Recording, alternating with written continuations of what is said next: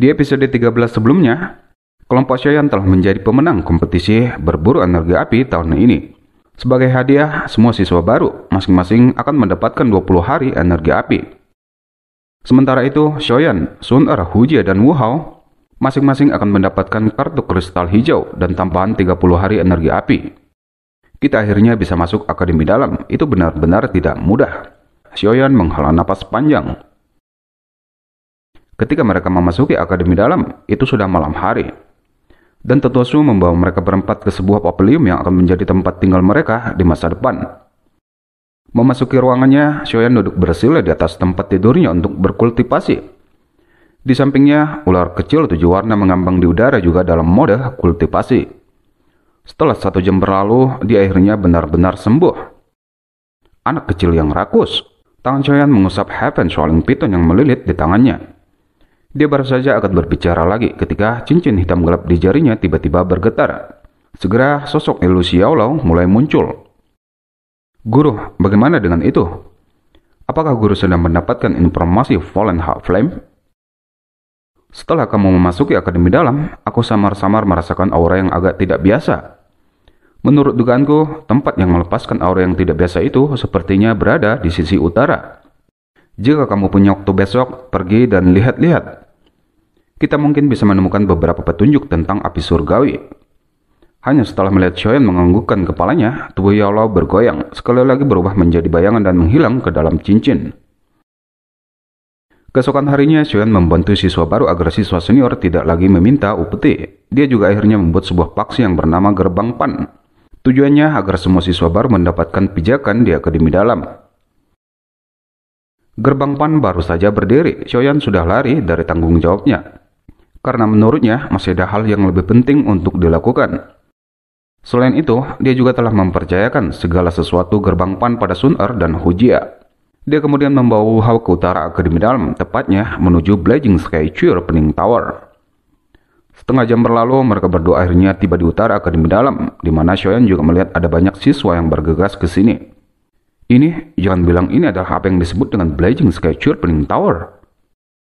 Beberapa saat kemudian, suara gong terdengar. Pada saat yang sama, suara tua muncul keluar dari menara. Menara dibuka. Segera semua orang di tanah kosong menembak eksplosif menuju pintu masuk menara dari segala arah, termasuk Xiaoyan di antaranya. Namun saat mereka mendekati pintu masuk utama menara, telapak tangannya benar-benar penuh dengan keringat.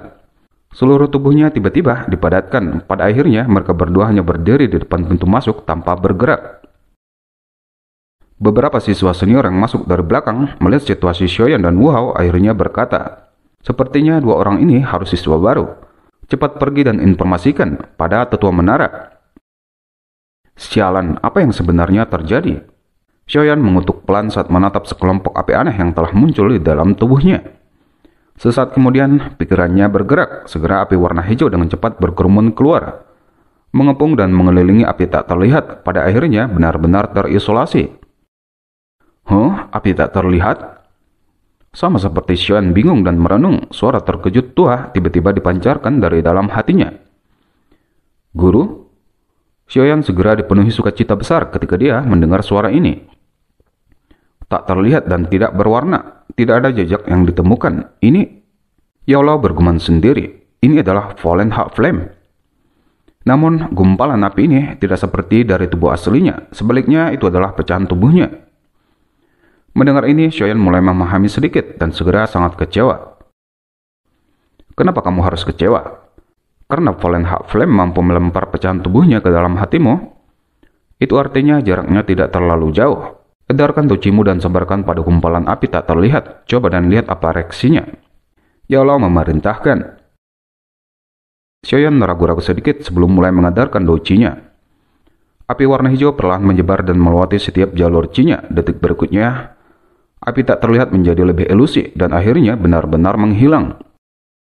Fallen Heart Flame ini sebenarnya memiliki efek misterius.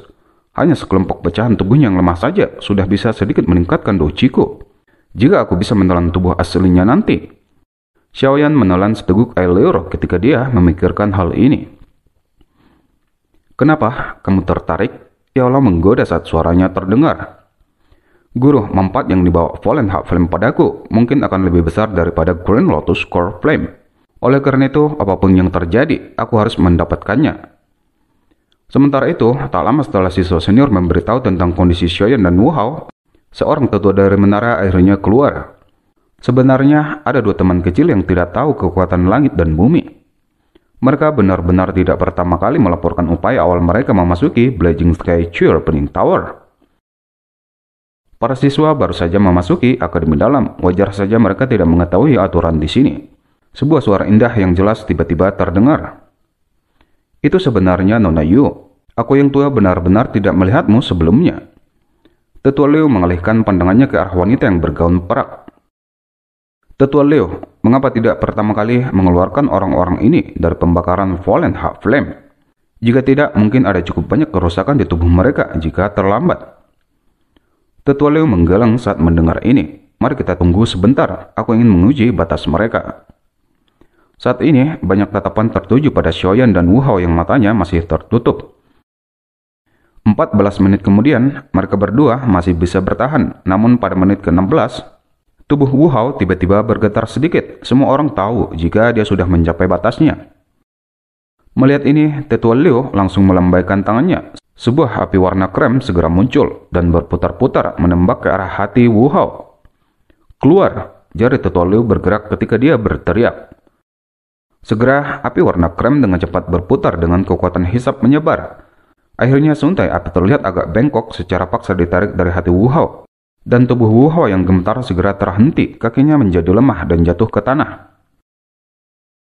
16 menit, hasil ini tidak buruk. Itu Xiaoyan sebenarnya dapat terus bertahan. Sama seperti suara Hanyu terdengar, tubuh Xiaoyan tiba-tiba bergetar. Melihat ini, Tetua Liu segera menggeleng dalam kekecewaan. Harapanku memang sedikit terlalu berlebihan. Dia segera melambaikan tangannya, api warna krem segera muncul dan berputar dan berhenti di depan Xiaoyan. Keluar. Namun, api tak terlihat tidak keluar seperti yang diharapkan semua orang. Sebaliknya, dalam sekejap, sekelompok besar api warna hijau tiba-tiba melonjak keluar dari tubuh Xiaoyan tanpa peringatan. Membentuk gelombang warna hijau. Dalam satu tegukan, itu menelan api warna krem Tetua Liu. Energi yang langsung meletus tidak hanya menyebabkan siswa di sekitar menjadi pucat, tetapi juga menyebabkan wajah Tetua Liu bergerak sedikit dan berteriak. Minggir! Segera siswa di sekitarnya buru-buru mundur.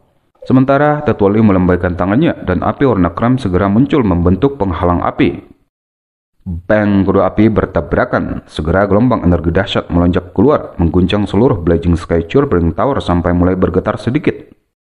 Hanyu yang melihat ini juga buru-buru mengedarkan doji di dalam tubuhnya sebelum mundur 10 langkah. Tetua Liu baru saja melambaikan tangannya untuk menyebar kabut putih di depannya. Tiba-tiba suara langkah kaki perlahan terdengar dari kabut putih. Segera sosok Xiaoyan perlahan muncul. Untuk benar-benar dapat mengandalkan kekuatan sendiri, bangun dari pembakaran Fallen Heart Flame. Xiaoyan, kamu adalah orang pertama dalam bertahun-tahun yang dapat melakukannya. Dan kamu? Xiaoyan bertanya agak ragu-ragu.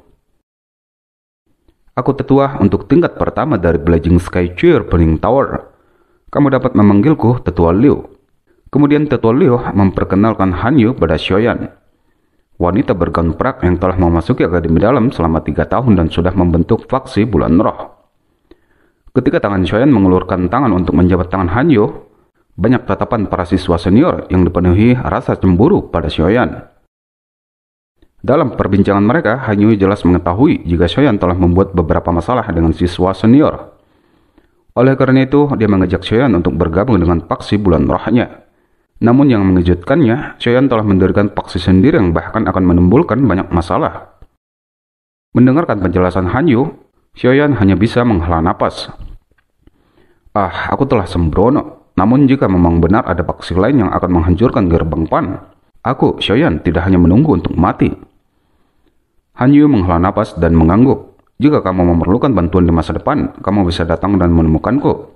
Setelah mengatakan ini, Hanyu segera bergegas pergi ke ruang pelatihan tingkat 6 Blazing Sky Sharpening Tower. Setelah Hanyu pergi, Tetua Liu kemudian membawa Xiaoyan memasuki Blazing Sky Sharpening Tower. Sementara Wu Hao yang pingsan, Xiaoyan hanya bisa menempatkannya di depan pintu masuk.